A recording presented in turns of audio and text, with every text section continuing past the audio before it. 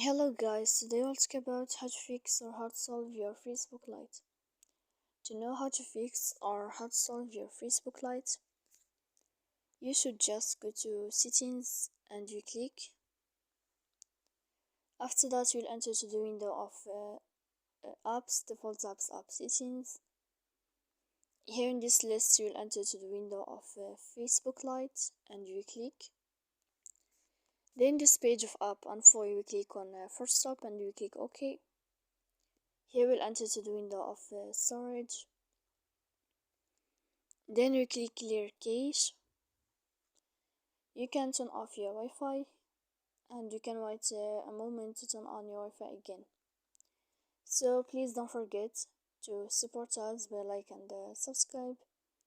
See you next time in another video, and thank you for your attention and your watching.